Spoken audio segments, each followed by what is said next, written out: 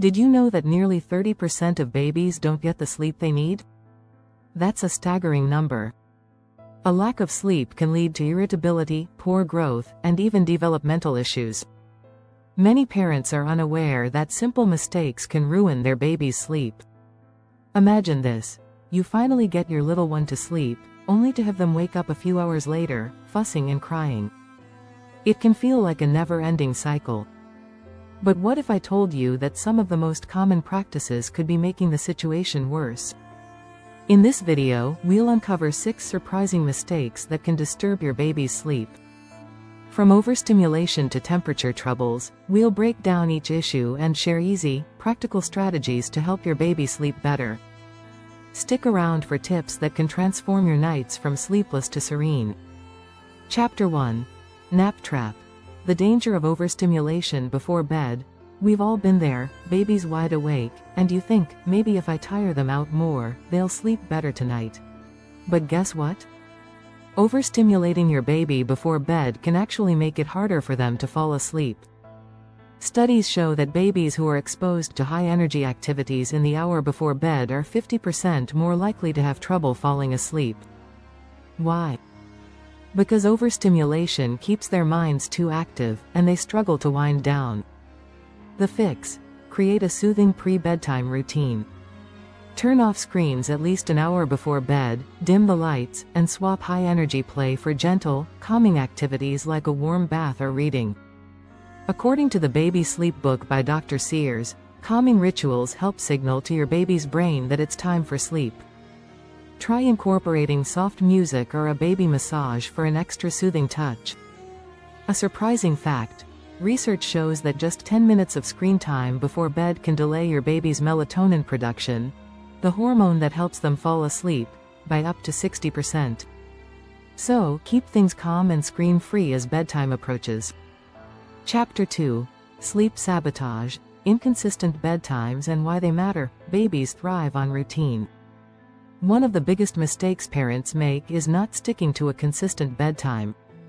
Inconsistent sleep schedules throw off a baby's internal clock, or circadian rhythm, making it harder for them to fall asleep and stay asleep. A study published in the journal Sleep Medicine found that babies with consistent bedtimes fell asleep faster and woke up less during the night compared to those with irregular schedules. Even just a 30-minute shift can disrupt their sleep pattern.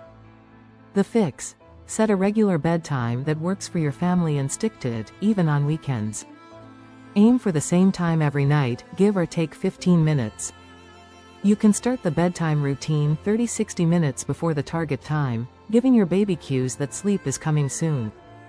Consistency helps regulate their internal clock, making sleep come more naturally. A little-known tip: when setting a bedtime, look for your baby's sleep window, that brief period when they naturally start to feel sleepy. If you miss it, they may become overtired and actually struggle to fall asleep. Catching them at the right moment can make bedtime so much smoother. Chapter 3. The Sound of Silence. Overlooking the power of white noise. Many parents think complete silence is best for a baby's sleep. But the truth is, babies are used to noise from their time in the womb, where they constantly heard the sounds of mom's heartbeat and digestion. A completely quiet room can be unnerving for them, making it harder to sleep. Research suggests that white noise can improve sleep in 80% of babies by creating a consistent, soothing environment that masks sudden sounds, like a barking dog or noisy neighbor.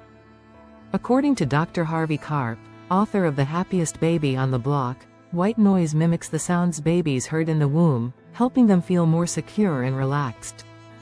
The fix: try using a white noise machine or an app to create a constant, gentle hum. It should be soothing, not too loud, about the sound level of a soft shower. You can leave it running throughout the night to help your baby stay asleep longer, especially if they tend to wake up easily due to outside noises. Interesting fact: in one study, babies who slept with white noise fell asleep almost 3 times faster than those who didn't. So if your baby is a light sleeper, white noise might just be the game changer you need. If you're finding this information helpful, make sure to subscribe for more tips and tricks to help your baby sleep better. Chapter 4. Too much love. The hidden risk of over-cuddling before sleep. Cuddling is one of the sweetest parts of parenting. But when it comes to bedtime, too much cuddling, or rocking, can create what's called sleep associations. This means your baby relies on being held or rocked to fall asleep, and once they wake up in the middle of the night, they'll need that same routine to get back to sleep.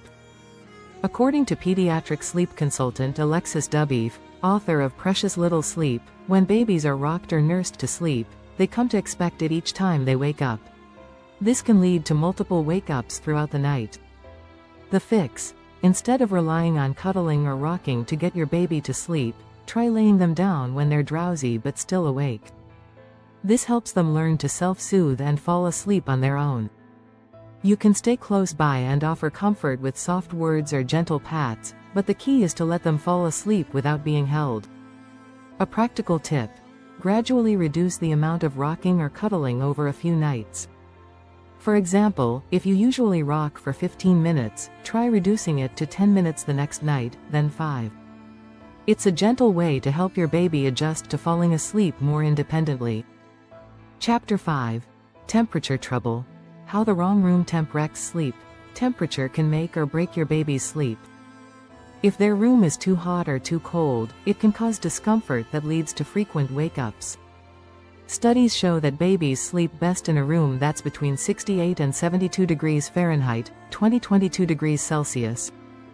According to Healthy Sleep Habits, Happy Child by Dr. Mark Weisbluth, a baby's body temperature naturally drops as they fall asleep, so keeping the room too warm can interfere with this process. On the other hand, a room that's too cold can make them restless and uncomfortable. The fix: aim for a room temperature that's just right. You can use a thermometer to monitor the temperature, especially if you live in an area with extreme weather. Dress your baby in lightweight, breathable layers, like a cotton onesie and a sleep sack, to help regulate their body heat. A surprising fact: research shows that overheating is linked to an increased risk of sudden infant death syndrome, SIDS. This makes it even more important to avoid bundling up your baby too much. Keeping the room cool and using a fan can actually reduce the risk of SIDS by up to 72%, according to a study published in the Archives of Pediatrics and Adolescent Medicine. Chapter 6. Sleep Crutches, Pacifiers, Nursing, and Other Sleep Interruptions. Relying on pacifiers, nursing, or other sleep crutches can seem like an easy way to get your baby to sleep. But in the long run, these habits can become sleep disruptors. Once your baby associates nursing or sucking on a pacifier with falling asleep, they'll expect it each time they wake up during the night. In her book Solve Your Child's Sleep Problems, Dr. Ferber explains that when a baby learns to fall asleep using an external aid, such as a pacifier or feeding, they can't learn to fall asleep on their own. This can lead to frequent wake-ups and exhaustion for both parents and baby. The fix: start by gradually reducing the reliance on sleep crutches. If your baby uses a pacifier, try to gently remove it after they've fallen asleep. Similarly, if they're used to nursing to sleep, try ending the feeding session before they're fully asleep, so they can practice self-soothing. One helpful strategy is the pause method. When your baby wakes up crying at night, instead of rushing in immediately to offer a pacifier or start nursing, wait for a few minutes to see if they can settle themselves. Often, babies will fuss for a short time but manage to go back to sleep on their own. Interesting fact: studies have shown that babies who are able to fall asleep on their own sleep up to 50% longer throughout the night compared to those who rely on external aids. This means more rest for everyone involved. If you found these strategies useful, don't forget to subscribe for more tips on creating a peaceful sleeping environment for your baby.